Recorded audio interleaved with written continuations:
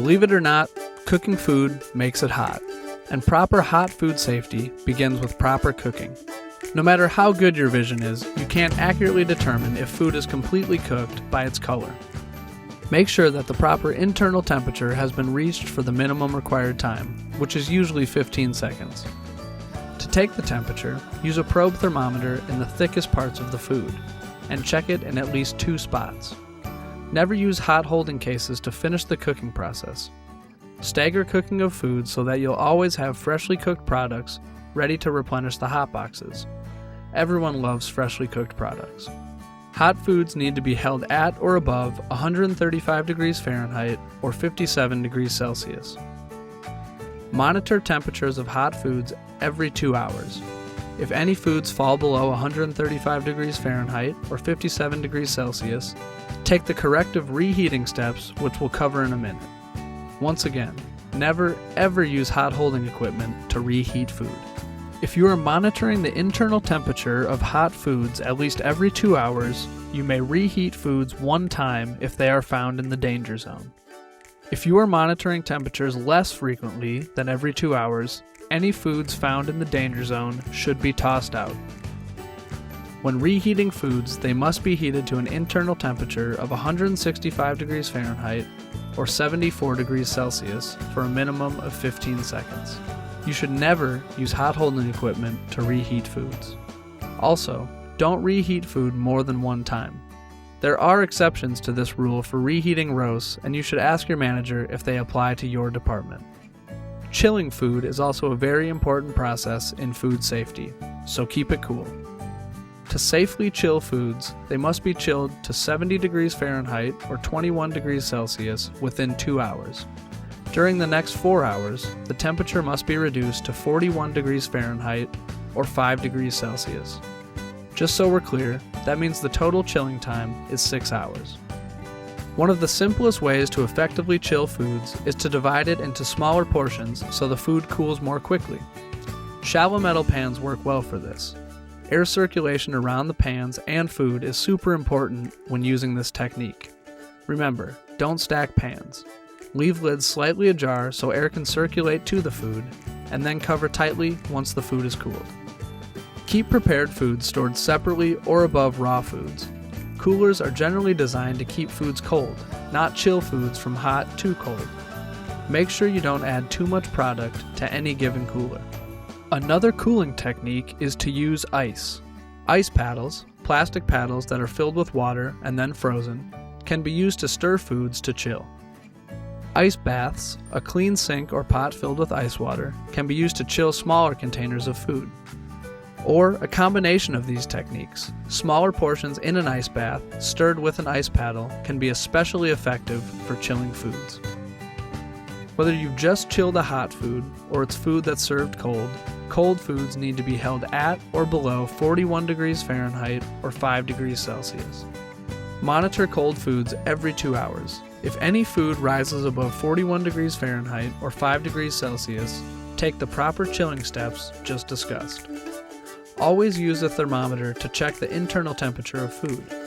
Temperature gauges on equipment are never enough to make the final call on a food's temperature. Some items in the deli, like Parmesan and other aged cheeses, can be displayed out of refrigeration, usually for a limited amount of time. Understand your store's system for displaying these kinds of products and returning them to the fridge. Some cakes and other desserts require refrigeration because of the icings or fillings used. Make sure that you know the types of icings and fillings used in your bakery department and which varieties require refrigeration. Lastly, it's important to remember that how you store, display, and rotate products has a huge impact on food safety.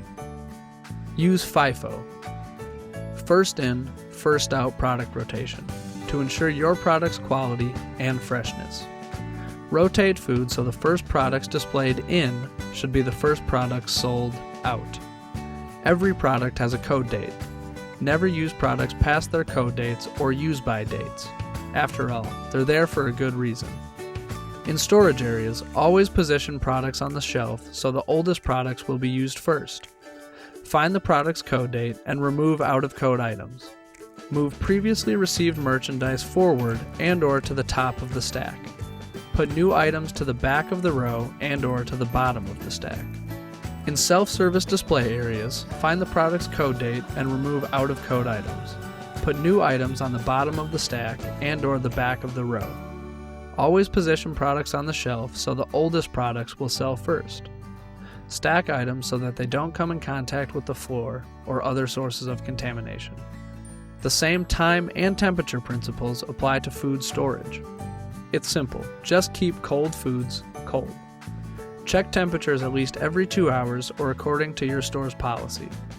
Whether you're moving extra foods to storage in a cooler or receiving product into the department, the same processes need to be considered. Receive items properly and immediately store them in coolers or freezers. Freezer temperatures should be at or below 0 degrees Fahrenheit or -18 degrees Celsius, and coolers at or below 41 degrees Fahrenheit or 5 degrees Celsius. Make sure freezer and cooler doors seal properly and use the latch. Stack all products off the floor at least 6 inches or 15 centimeters. Always store raw and cooked products away from each other.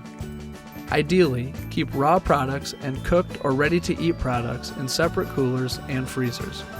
If that's not possible, store raw products on one side and ready-to-eat products on the other side. Never store raw products above ready-to-eat or cooked foods. It's easy to see how juices from the uncooked products could drip down and cross-contaminate ready-to-eat products.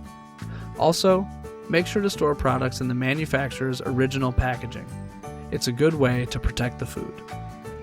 If a refrigerated product has been on display, return it to the cooler in a tightly covered dish labeled with the product name, sell-by date, and the date that the product was put on display.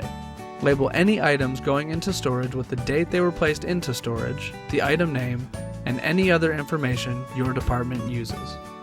Properly marked products will keep countless customers' food safe. I know what you're thinking. That was a lot of times, temperatures, and techniques to keep straight.